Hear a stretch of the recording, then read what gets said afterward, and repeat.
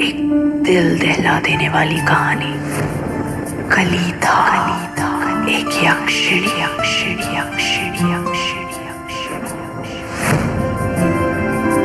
रुद्र अपने 30 वर्ष के दोस्त सिद्धार्थ और सिद्धार्थ की छोटी बहन 23 साल की साक्षी के साथ कुछ सालों से भैरवा से थोड़ी ही दूर देवीपुर मठ में रह रहा था। रुद्र अपनी साधना भंग होने से बेचैन हो उठा। उसने अपने दोस्त सिद्धार्थ को आवाज लगाकर बुलाया। रुद्र जैसे शक्तिशाली साधक को इतना कमजोर देख वो परेशान हो गया। रुद्र के हाथ में पानी का ग्लास थमाते हुए बोला, अपने अतीत से बाहर निकलो रुद्र, वरना तुम्हारा डर धीरे धीरे तुम्हारी शक्तियां खत्म कर देगा। जो हुआ उसे भूल जाओ। रुद्र बोला,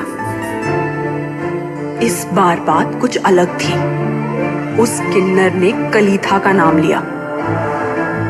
ये सुनते ही सिद्धार्थ चौंक गया। इससे पहले कि वो कुछ कहता, अचानक से दोनों का ध्यान बाहर मचे शोर पर गया। ढेर सारे कौवों का शोर।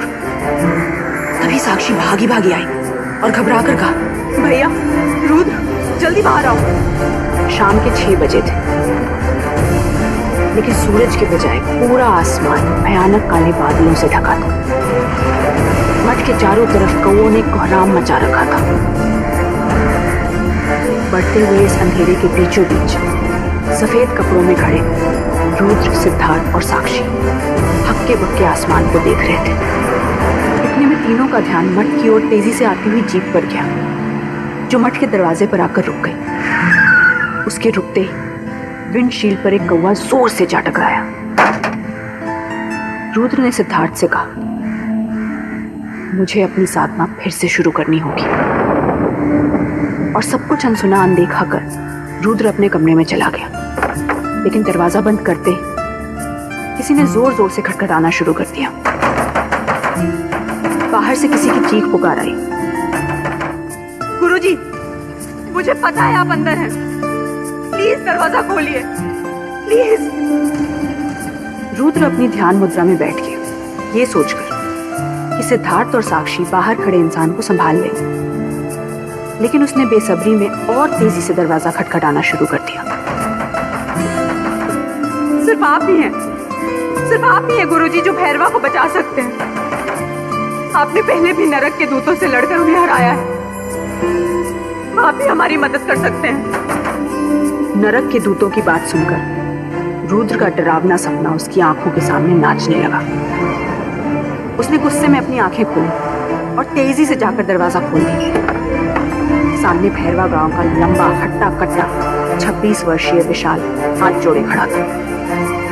इससे पहले कि रुद्र कोई जवाब दे सके, विशाल सीधे रुद्र के पैरों में गिरकर बोला, गुरुजी, मेरी बात सुनिए। किसी ने भैरवा की काली पहाड़ी से उसका रक्षा त्रिशूल हटा दिया है और वहां की काली शक्ति आजाद हो गई है। बच्चे गायब हो रहे हैं और लोग कह रहे हैं कि भैरवा में यक्षिणी का प्रकोप लौट आया है। इस बार यक्षिणी मर्दों की जगह बच्चों का शिकार कर रही और गांव वाले मेरी बहन और उसकी दोस्तों को यक्षिणी का साधक समझ रहे हैं। उन्हें मार देंगे ये लोग। आप प्लीज चलकर उन्हें बचा लीजिए। रुद्र को जैसे कोई झटका सा लगा। बहन, ये शब्द सुनकर रुद्र के पैर अपनी जगह पर ही जम गए। उसकी गर्दन में सिरहंसी दौड़ गई। आंखों के सामने बार बार उस लड़की का चेहरा आने लगा जिसे रुद्र बचा नहीं पाया था। रुद्र की आंखों से आंसू छलक गए। वो जानता था कि विशाल किस दर्द से गुजर रहा है, पर वो खुद को लाचार महसूस करने लगा। एक हारी हुई हड़बड़ाती आवाज में अपने कमरे का दरवाजा बंद करते हुए बोला, देखो, मुझे तुम्हारे साथ हमदर्दी है, पर मैं तुम्हारी कोई मदद नहीं कर सकता। विशाल की आंखों में गुस्सा छा गया। उसने अपने आंसू पोंछकर बोला, मैं आपके भरोसे अपनी बहन और उन 3 लड़कियों को गांव वालों के हाथ छोड़कर आया हूं, और यहां आप मेरी उम्मीद तोड़ रहे हैं। मठ में छुपकर साधना करने से किसी की जान नहीं बचा सकते। अरे बाहर आकर देखिए, आपके मठ तक को नहीं छोड़ा है उस शक्ति ने। आप क्या कर रहे हैं? भाग रहे हैं इन सबसे किसी कायर की तरह। रुद्र चुप था। विशाल ने गुस्से में हाथ जोड़े और बोला, आपको क्या मतलब? बहन तो मेरी है ना, मैं कोई ना कोई जरिया ढूंढ ही लूंगा। ये कहकर वो सीधा मठ से निकल गया। सिद्धार्थ जाते हुए विशाल को देखकर बोल पड़ा, हमारे मठ के यहाँ होने का क्या फायदा अगर हम किसी की मदद ही ना कर पाए। वहीं भैरवा में एक अशोक पेड़ के पास पूरा गांव जमा था। आसपास काले चोगे में सिद्धेश्वर आश्रम के तांत्रिक खड़े थे और उनका मुखिया था बाबा अलखानंद। लंबे लंबे बाल, दुबले पतले शरीर में बस हड्डियां ही बाकी थी। सर से पांव तक भस्म में लिपटा हुआ। अशोक वृक्ष के चबूतरे के ऊपर पेड़ से बंधी सारी लड़कियां बिलख बिलख कर रो रही थी, चीख रही थी कि उन्हें छोड़ दिया जाए। पर वहीं पेड़ के बीचों बीच बंधी थी एक 22 साल की लड़की, विशाल की बहन मोहना। उसकी आंखें अलखानंद को घूर रही थी। मोहना की आंखें ठीक कलीथा की तरह गहरी नीली थी। लंबे काले बाल जो इस वक्त मोहना के चेहरे पर आ रहे थे।